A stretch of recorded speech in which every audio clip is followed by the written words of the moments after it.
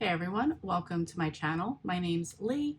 You're watching Dark Roots Creations, and this is the 101 Days of Summer tag.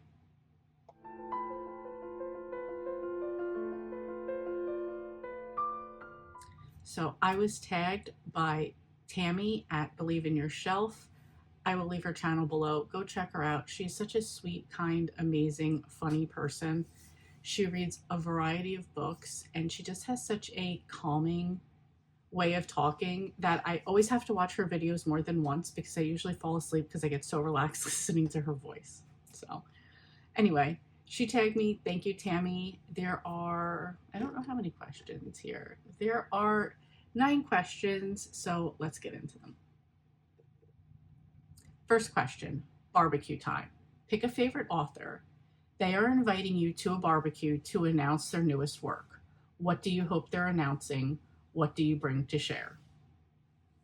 Well, considering I just finished Swan Song by Ellen Hildebrand, and that was her last book that she wrote, I would hope that she would announce that she was just kidding and she's still going to write some more books set on Nantucket.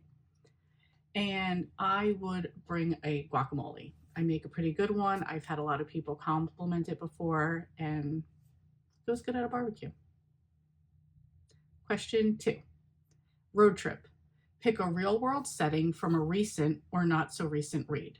Where would that road trip take you? So this would be The Seaside Sisters by Pamela Kelly.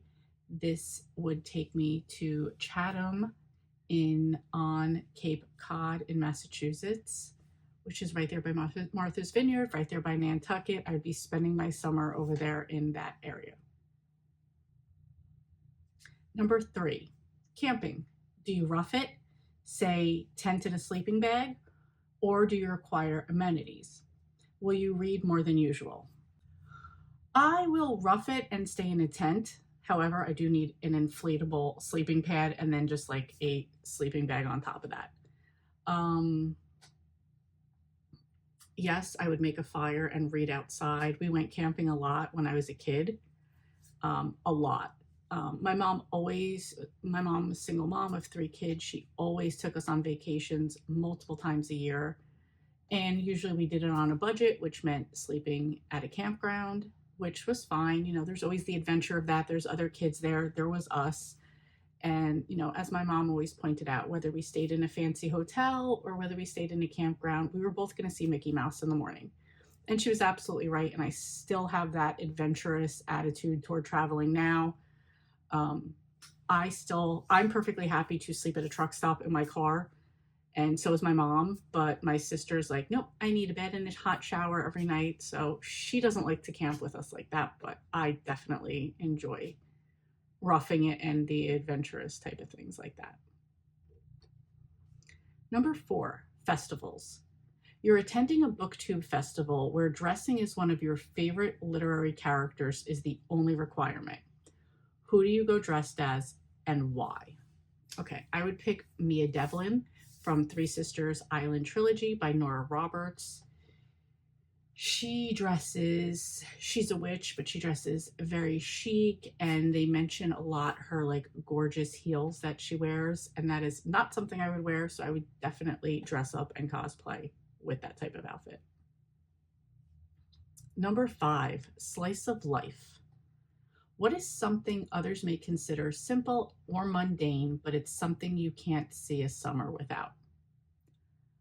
I like to get up early in the morning during the summer and like make something for the weekend, like a fruit salad. I find chopping fruit or just chopping in general to be relaxing. I throw my AirPods in or I just listen to a book and just go about doing those things. Or I don't even need that. Here we have a lot of birds outside, so I'll just listen to the birds out the window and just prepare something simple like that. I like doing stuff like that. Number 6, scary story. Which author would you invite to go camping with you, knowing you would want to hear the scariest story they can tell around the campfire?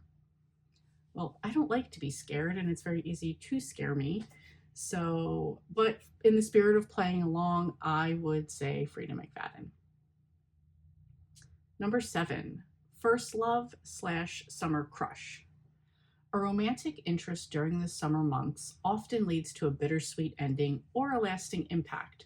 Which do you prefer to read? How does the age of the characters affect this opinion? I like a summer crush that turns into a lasting relationship. And at this point in life, I'm only reading romance that is adult, so the age factor would not matter. Number 8, nostalgia. What book or books instill in you an overwhelming sense of summer nostalgia? They don't necessarily have to take place in the summer, but rather they somehow are attached to summer for you. I think this is kind of obvious, but probably Babysitter's Club and Nancy Drew. I remember a summer that somebody gave my grandmother a bunch of Nancy Drew books, and I spent the summer reading those. And I would just be rereading my Babysitter's Club all the time. I mean, there's a bunch of other books that came out around that time that, they were just before there was YA or whatever type of middle grade they were, those were the type of books I'd read. And there was a lot of them that took place at boarding schools or summer camps. And, Sleepover Friends was another one that I would read. Like those type of books would remind me. But OG Nancy Drew and Babysitter's Club. Number 9, summer stories. What is a book or books you would recommend where the summertime is the primary focus? It's in my head, but I would have said this anyway. Anything by Ellen Hildebrand. She does have a series, Paradise, that takes place in the Virgin Islands, and there's Winter Street series that does take place on Nantucket, but it's usually around Christmas time in the winter. But everything else by her is summer Nantucket. I love it. I would highly recommend. And number 10, don't forget to tag your book friends. So I am going to tag Storm, Alicia, and Roxy. If anybody else wants to do this, of course, you're more than welcome to tag your it. Also, if you want to write your answers down below because you don't have a channel or you don't want to make a video, please put them down below. I would love to see what everybody is going to put for their answers. Thanks again, Tammy, for tagging me. Thank you so much, everyone, for watching, and I will see you next time. Hey, thank you so much for watching. Your support means a lot to me, and I love connecting with our amazing community. If you enjoy my content, please like and subscribe to stay updated with my latest videos. Thanks again, and I'll see you next time.